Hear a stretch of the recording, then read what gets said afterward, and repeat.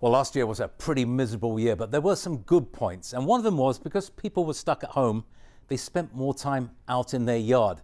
They actually developed a taste for gardening. A lot of new people tried it as well. So today I want to go back and look at some gardening 101 tips in regards to selecting tools. So I'm going to start with some basic tools that you should have as a starting kit. So let's start with a real simple basic.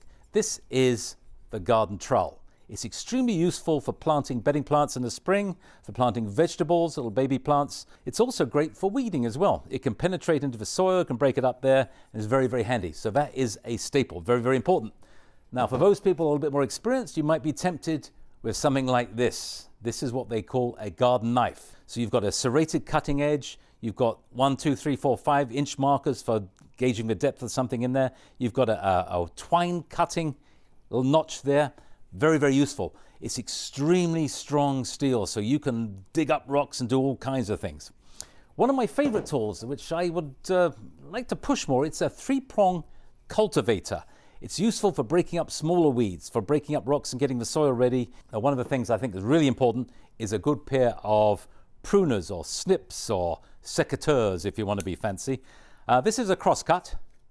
Now the choice is to spend money on a really good tool, but they tend to be very expensive, even more so if you lose them. So I make a compromise. I look for some of these cheap, more cheerful ones. If I lose this, 10 bucks, well, I can live with that. So if you're a good possession owner, then you may want to invest in a good tool.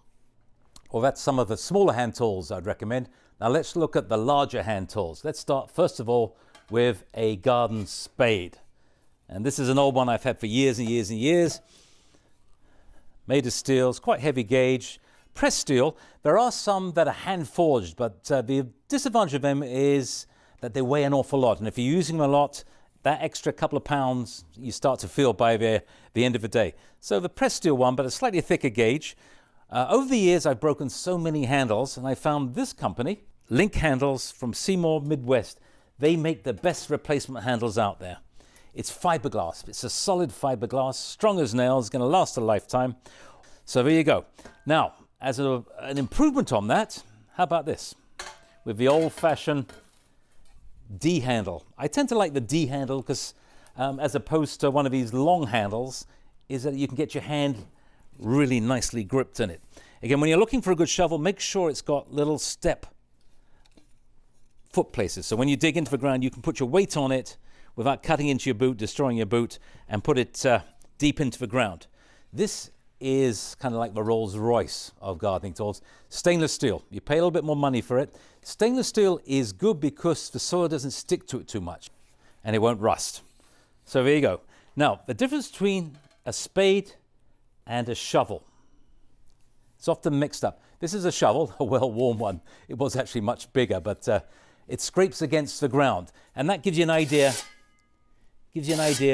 of what its use is. It's there for lifting material, for lifting gravel, lifting mulch, and spreading it again. I look for a nice balance. You don't want it too heavy in the head. And because it's not digging deep into the soil, it doesn't have to be quite so strong. So you can buy ones made of aluminium, or even some of the plastics now are much lighter. And after doing this for several hours, you might appreciate that lightness. So a garden shovel, perhaps not quite as important as a spade, but still worth thinking about. Now, the next thing I want to show you is one of my favorite tools. It's an English tined fork, garden fork. It will penetrate our tougher soils much, much easier, and you'll be able to lift and break up stuff. So in terms of getting the soil ready for planting and for getting deeper weeds out or rocks out, make sure it's square, not a flat, not like those potato ones, but a square time one I think is the way to go with a good handle. All right, another indispensable tool is a rake, but rakes come in all shapes and sizes. This is from a German company. It is actually a detachable one, which may be a good idea. It may not be a good idea. And in my hand, I have a stone rake. It has fixed heavy-duty tines. It's there for breaking the tilth up in the soil, getting rid of stones and debris. You can also flip it upside down and push stuff out with it. If you're looking for gathering material of a lighter nature, then one of the leaf rakes, or spring rakes they call them in England. Spring rake has slightly thicker tines. You would use this, say, on a lawn for getting rid of the thatch, also for reaching under plants and pulling material out there. All right, another necessity is watering. I would invest in a very good watering can. You'll always find a use for it. Make sure it's well made.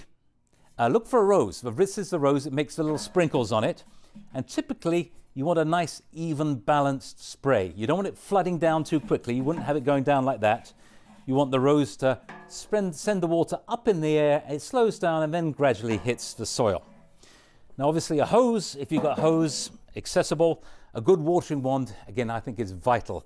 This has a very fine rose on it, and it's very lightweight, little watering wand, and it's got a little control valve, very simple and fairly inexpensive to use.